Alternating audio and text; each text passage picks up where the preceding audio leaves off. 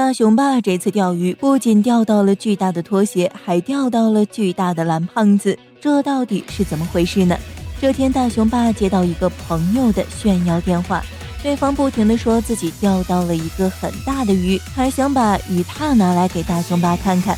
对于这个很爱炫耀钓鱼技术的朋友，大熊爸很苦恼，可如果拒绝，对方又觉得自己嫉妒，这种感觉很崩溃。大熊深有体会，毕竟他身边就有一个炫耀达人小夫，于是他希望蓝胖子能帮助爸爸。蓝胖子思考了一下，拿出了道具，放大钓鱼钩，被这个钓鱼钩勾住的东西就会变大，至于变多大是可以自己调节的。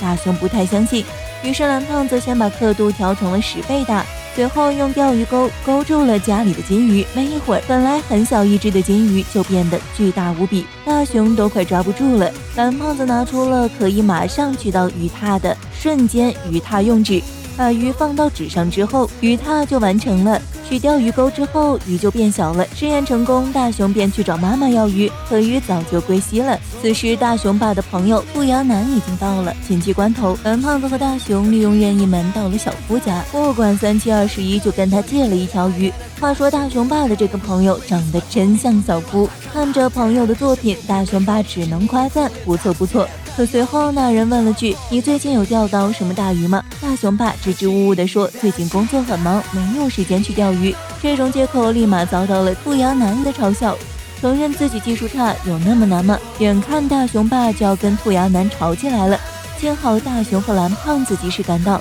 并拿出了制作好的超大鱼踏，这不仅震惊了兔牙男，还震惊了大熊爸。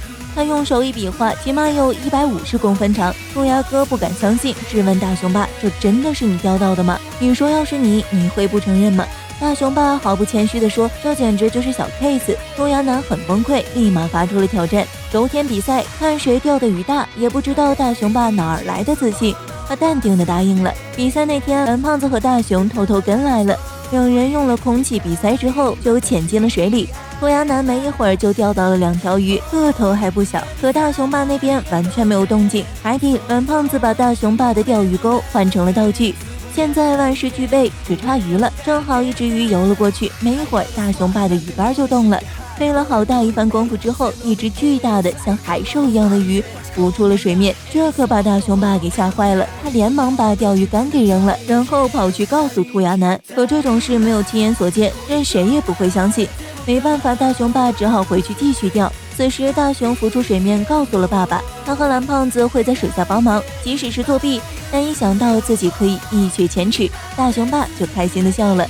岸边，大熊爸已经跟兔牙男放了狠话，自己一定会再钓一条大鱼。水下，大熊却怎么也找不到鱼了，好不容易来了一条鱼，却怎么也抓不住。随后蓝胖子把钓钩扔了过去，可关键时刻鱼跑了，钓鱼钩勾住了一只拖鞋，最后一只巨大的拖鞋被大熊爸钓了上去。这下大熊爸又被嘲笑了，真是又气又尴尬。终于大熊靠谱了一次，大熊爸这次钓到了一条大的比目鱼。可此时兔牙男不在，等他过来的时候，鱼因为脱离了钓钩又变小了，这可尴尬了。大熊爸赶紧把鱼藏住，然后想找借口把兔牙男打发走，可事情就是这么不如意，这只小鱼最终还是被兔牙男看到了，真是丢人丢大发了。水下的蓝胖子和大熊毫不知情，看着下落的鱼钩，两人还计划着这次要换一种鱼。可不速之客章鱼到了，他吐了一口黑沫，这下啥也看不清，最后到底是什么被鱼钩钓上去了呢？一只超大型的哆啦 A 梦出现了，这可把大熊爸和兔牙男吓到了，真是好大一个海怪呀！是的，